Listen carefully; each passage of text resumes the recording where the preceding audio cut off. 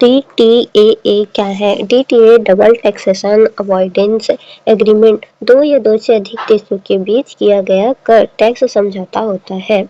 यानी कि दो देश होंगे, उनके बीच जो है टैक्स के लिए समझौता होगा। इसका उद्देश्य क्या होगा? एक ही आय पर दो बार टैक्स लगने से बचाना। यानी कि सिर्फ एक बार टैक्स लगेगा एक बार के इनकम में। अगर कोई व्यक्ति कंपनी एक देश में रहती है लेकिन आय दूसरे देश में कमाती है, कोई भी व्यक्ति है वो एक देश में रह रहा है लेकिन उसका इनकम जो है किसी दूसरे देश से है, या फिर कोई कंपनी हो गया एक देश में रह रहा है लेकिन उसका आय जो है किसी दूसरे देश से हो रहा है, तो दोनों देश टैक्स लगा सकते हैं। इसी समस्या को रोकने के लिए DTAA बनाया गया है। मान लीजिए भारतीय कंपनी की आय मॉरिशस में होती है। अब इंडिया कहेगा कंपनी भारतीय है तो टैक्स दो, मॉरिशस कहेगा अगर यहाँ कमाई है, आय यहाँ कमाई गई है तो टैक्स दो। इससे डबल टैक्सेशन हो जाएगा। तो DTA तय करता है कि टैक्स कौन सा देश लेगा, या दोनों देश कुछ कुछ टैक्स लेंगे। DTA किन आय पर लागू होता है? तो DTA कई प्रकार की आय को कवर कर सकता है, जैसे कि सैलरी हो गया, business profit, capital gain, interest, royalty, dividend, shipping, air transfer income. तो इन सभी में होता है एयर ट्रांसपोर्ट इनकम में। कुछ DTA सभी आय स्रोतों को कवर करते हैं, कुछ सीमित क्षेत्रों को ही कवर करते हैं। भारत मॉरिशस DTAA, भारत और मॉरिशस ने 1983 में DTAA किया था। कब किया था? 1983 में। किसने किया था? मॉरिशस और भारत ने। क्योंकि पहले नियम था कैपिटल गेन टैक्स मॉरिशस में लगेगा, मॉरिशस में यह टैक्स बहुत कम था, इसलिए कई देश कंपनियां मॉरिशस के जरिए भारत में निवेश करती थी।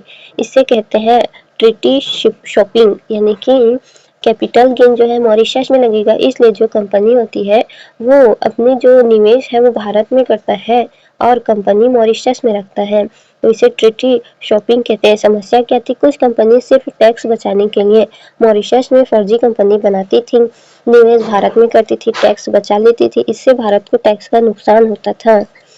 तो पीपीटी प्रिंसिपल पर्पस टेस्ट होता है, समस्या रोकने के लिए DTAA में PPT जोड़ा गया। PPT क्या है? प्रिंसिपल पर्पस टेस्ट का मतलब अगर किसी लेन देन का मुख्य उद्देश्य केवल टैक्स लाभ लेना है तो DTAA का लाभ नहीं दिया जाएगा। अगर निवेश सिर्फ टैक्स बचाने के लिए किया गया है तो सरकार उसे रोक सकती है।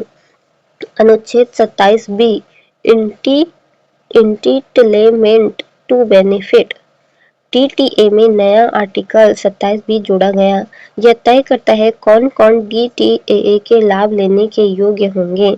इसमें शर्तें तय होती हैं, जैसे वास्तविक आर्थिक गतिविधि हो, कंपनी वास्तविक हो, सिर्फ टैक्स बचाने के लिए न बल्कि बनी हो, यानी कि सिर्फ टैक्स बचाने के लिए बनाना नहीं है, और कंपनी का वास्तविक होना भी जरूरी है, आर्थिक गतिविधि भी होना जरूरी है। संशोधन का उद्देश्य क्या है? भारत मॉरिशस DTAA संशोधन का उद्देश्य टैक्स इवेशन रोकना, ट्रीटी शॉपिंग रोकना, गलत तरीके से टैक्स लाभ लेने से रोकना।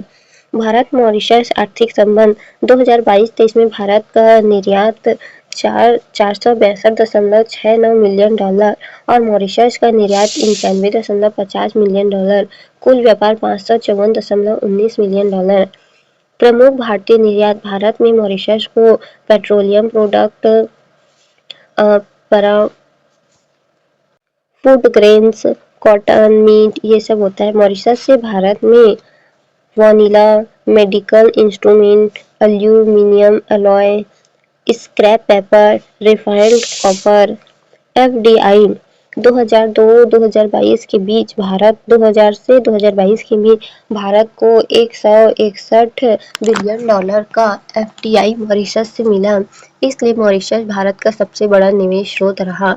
CECPA 2021 में भारत और मॉरिशस ने comprehensive economic cooperation and partnership agreement CECPA किया। महत्वपूर्ण तथ्य यह है कि यह भारत का किसी अफ्रीकी देश के साथ पहला ट्रेड एग्रीमेंट है। UPI और रुपए 2024 में यूनाइटेड पेमेंट इंटरफेस UPI और रुपए सेवाएं मॉरिशस में लॉन्च की गई। आसान डिजिटल पेमेंट, पर्यटन में सुविधा, भारत मॉरिशस आर्थिक संबंध मजबूत। तो इम्पोर्टेंट क्या क्या है, DTA का उद्देश्य डबल टैक्सेशन रोकना। Bharat Mauritius DTA 1983 PPT tax benefit के मिसयूज को रोकना। Article 27B entitlement to benefit, Mauritius Bharat में FDI का बड़ा स्रोत है। CECPA भारत का पहला अफ्रीकी ट्रेड एग्रीमेंट है। क्वेश्चन पहला, DTAA का मुख्य उद्देश्य क्या है? एक ही आय पर 2 बार कर लगने से बचाना। तो आंसर क्या होगा, एक ही आय पर 2 बार टैक्स लगने से बचाने के लिए किया जाता है। तो आंसर होगा बी। DTAA का उद्देश्य डबल टैक्सेशन रोकना है। अब दूसरा क्वेश्चन, भारत और मॉरिशस के बीच DTAA किस वर्ष हुआ था? तो 1983 में हुआ था। आंसर होगा बी। आंसर क्या होगा, बी, 1983 में हुआ था। DTAA में जोड़ा गया प्रिंसिपल पर्पस टेस्ट PPT किस उद्देश्य से है? व्यापार बढ़ाने के लिए, निवेश बढ़ावा देने के लिए, टैक्स लाभ के दुरुपयोग को रोकने के लिए। तो सी होगा। आंसर क्या होगा, सी होगा।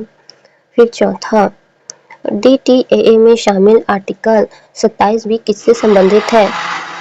इनकम टैक्स रेट से, इंटिटलमेंट टू बेनिफिट से, कैपिटल गेन टैक्स से, GST नियम से। तो DTAA में शामिल आर्टिकल 27B जो है कैपिटल गेन टैक्स से है शायद। आंसर होगा सी।